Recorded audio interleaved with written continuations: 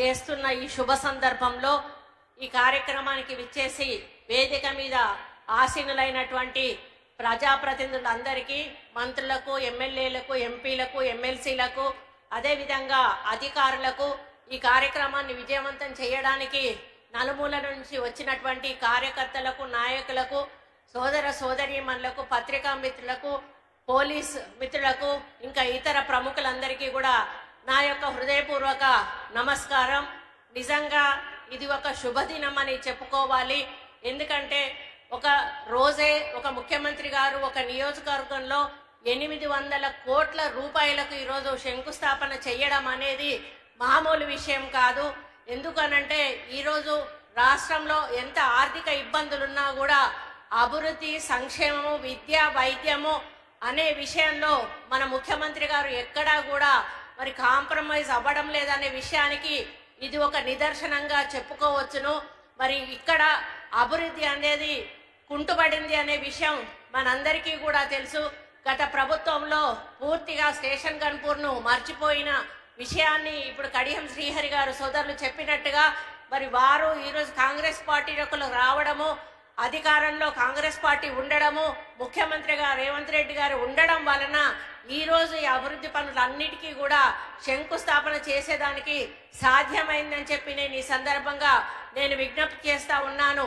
ఎంతసేపు మీటింగ్లో ఏం మాట్లాడినా కూడా ముఖ్యమంత్రి గారు మనం తెలంగాణను మంచి మార్గంలో నడిపించాలి, మరి గత ప్రభుత్వం ఏదైతే తెలంగాణను సర్వనాశనం చేసి వెళ్ళిందో మళ్ళీ మనం సెటరైట్ చేసుకొని సోనియా గాంధీ గారు ఏ ఆలోచనతోటైతే మన తెలంగాణ ఇచ్చారో ఆ ఆలోచన దిశగా తెలంగాణను, తెలంగాణ ప్రజలను, తెలంగాణ యువతను, తెలంగాణ మహిళలను కూడా నడిపించాలి అని కంకణబద్దులై ఈరోజు అదే కార్యక్రమంలో ముందడుగు వేస్తూ మన ముఖ్యమంత్రి గారు ముందుకు నడుస్తున్న విషయం మీ అందరికీ కూడా తెలుసు.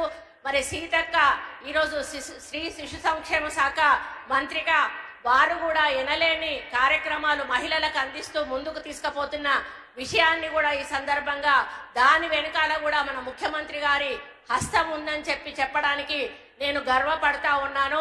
కాబట్టి అన్న, మీరు చేసే అభివృద్ధి ఈరోజు వరంగల్ని 2వ రాజధానిగా చేస్తానని మాకు నిధులు ప్రకటించారు, సర్వేలు నడుస్తూ ఉన్నాయి.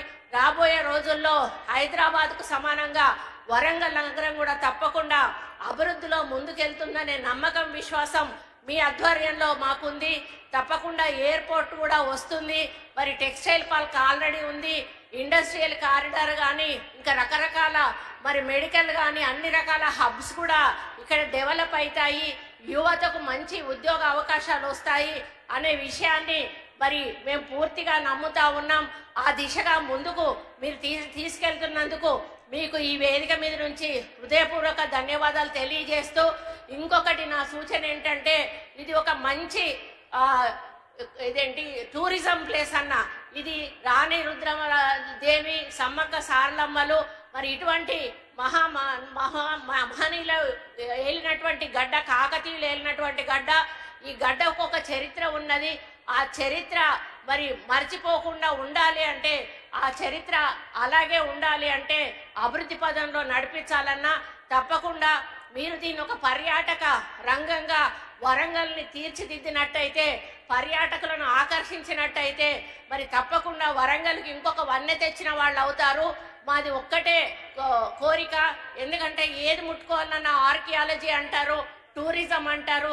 కాబట్టి మీ ఆధ్వర్యంలో tourism, archaeology, forest and endowment 4 departments తోటి ఒక మీటింగ్ ఏర్పాటు చేసి వరంగల్కు ఒక ప్లాన్ ఇచ్చి ఆ ప్లాన్ను అమలు పరుస్తూ ఒక పర్యాటక రంగంగా ఈ యొక్క వరంగల్ డిస్ట్రిక్ట్ను, పాత వరంగల్ డిస్ట్రిక్ట్ దిద్దుతారని కూడా ఆశిస్తూ మరి ఇంత పెద్ద కార్యక్రమంలో మరి మీరందరూ వచ్చిన సోదరులందరికీ కూడా హృదయపూర్వక ధన్యవాదాలు తెలియజేస్తూ, రేవంత్ అన్న ఉన్నంత కాలం కూడా మహిళలకు మనకు ఎటువంటి ఇబ్బంది లేదు.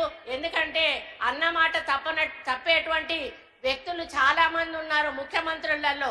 కానీ కాంగ్రెస్ పార్టీ ఎన్నడూ కూడా ఇచ్చిన మాట తప్పలేదు, మరి ఇచ్చిన మేనిఫెస్టో వదిలిపెట్టలేదు. అదేవిధంగా సోనియా గాంధీ, రాహుల్ గాంధీ, ప్రియాంక గాంధీ గారి నోట వచ్చిన మాటను అసలు మర్చిపోయే ముచ్చటే లేదు. దాన్ని అన్నిటినీ కూడా అమలు చేసి ముందుకెళ్తామనే విషయాన్ని ఈ సందర్భంగా విజ్ఞప్తి చేస్తూ, మరి నిన్న అసెంబ్లీలో అన్న మాట్లాడింది అందరూ విని ఉంటారు. ఆ ఒక్క స్పీచ్ అంటే చాలు, ఇంకెవరం కూడా మేమేం మాట్లాడాల్సిన అవసరం లేదు. ఆ స్పీచ్ ఒకటే ఈ తెలంగాణలో మేము వచ్చినాక చేసిన అభివృద్ధికి నిదర్శనంగా మన ముఖ్యమంత్రి గారు మాట్లాడారు. దాన్ని మీరందరూ కూడా పదే పదే ఒకసారి 1-2 సార్లు వినండి.